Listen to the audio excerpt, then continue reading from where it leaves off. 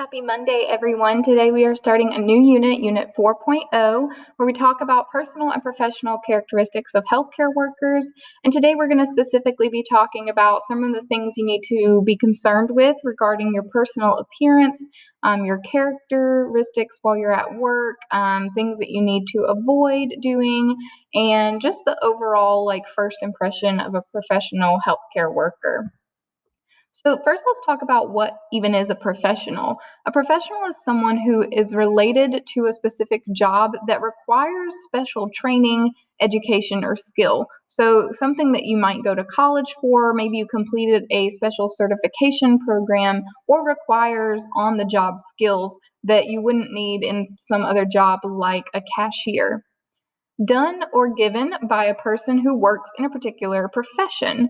So maybe someone in the profession higher above you hired you on into that profession, and that is how you become a professional. We are talking about profession versus job, or career versus job. You're aiming to find a career or something that you want to do as a profession through these classes, not something that you're just interested in as a job. And then lastly, if you are paid to participate in a certain sport or certain activity, that can also consider you a professional. First, let's talk about your personal appearance, and these are just components of maintaining your personal appearance.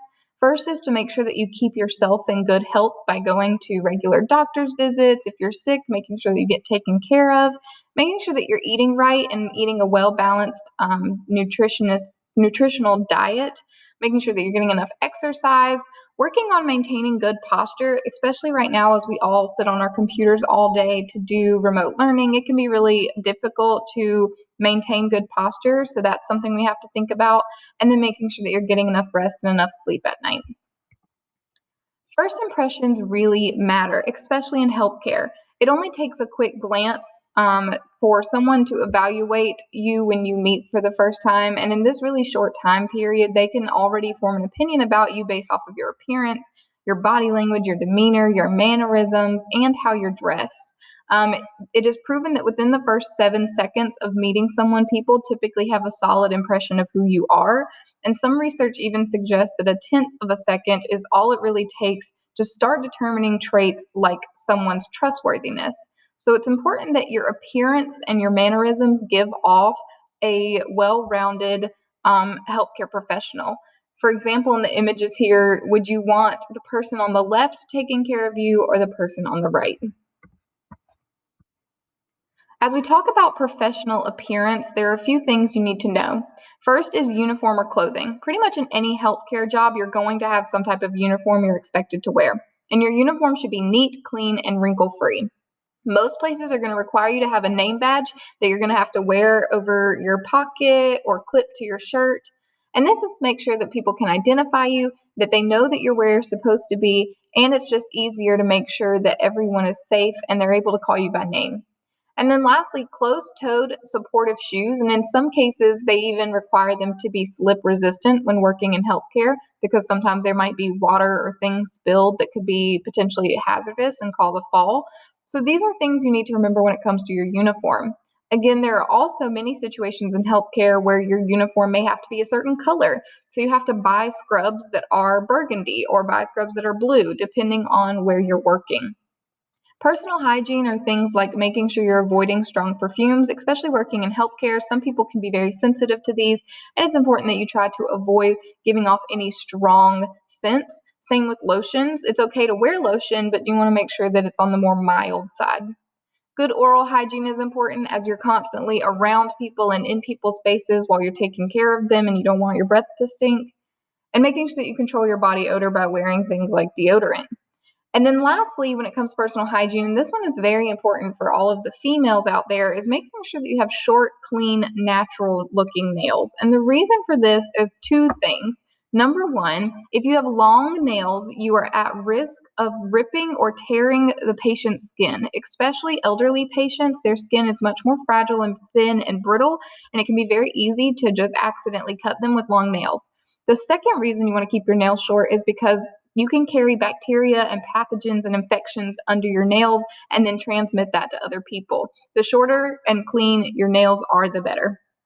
When it comes to hair and jewelry, it's really important that you try to keep your long hair pulled back when you're working with a patient because, again, your hair, you bend over and it could get in someone's face or it could get in their wound or you could get something on it and it can carry infection and disease as well. And then jewelry, you want to make sure that you try to limit it to a watch or maybe some stud earrings. You don't want to wear a lot of jewelry when you're working around a patient. If you had on a long necklace and you bent over, you might hit the patient in the face with your necklace. If you have long earrings, that makes it difficult to put on and take off masks. And when it comes to rings, you can wear rings while you're at work, but it is really recommended that you don't wear a ring because it can carry disease and infection and things. And also, if you're constantly washing your hands, it's not really good for your jewelry to be exposed to that kind of soap all the time. Other things to keep in consideration are avoiding excessive makeup. Again, you might be sweating while you're at work, depending on if you're lifting heavy patients. You might be getting wet, depending on if you're having to give patients some showers. And just having a lot of makeup on proves to be a little gross by the end of the day. And then also, in some places, you may have to cover up your tattoos or piercings, depending on where you work. Tattoos are becoming a little more lenient as time goes on.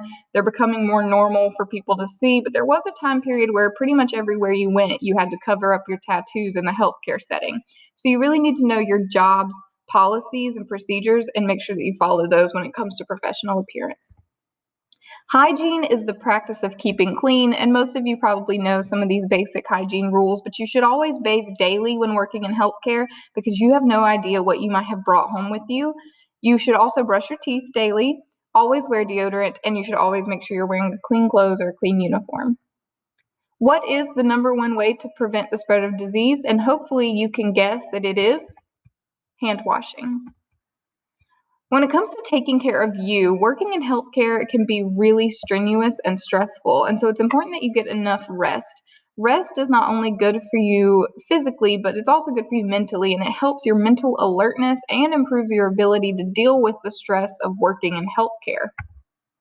You are what you eat. Making sure that you eat a nutritious, healthy, and well-balanced diet will allow you to be more productive during the day, help you maintain your physical health, and help you look and feel better. Plus, if you're working in healthcare, you're kind of the face of health and wellness, and so it's important that you demonstrate what a good diet looks like and that you're making sure you're taking care of you so that you can take care of your patients.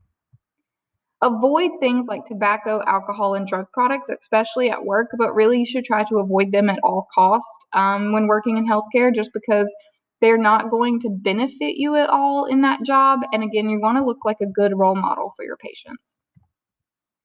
The top 3 commandments of behavior are to show respect for your patients, staff, and bosses or superiors, to make sure you avoid using inappropriate language while you're at work, and try not to gossip about workers or other patients. This actually is a violation of the HIPAA Health Insurance Portability and Accountability Act for you to talk about your patients outside of work or to talk about them with someone that does not need to be a part of that discussion.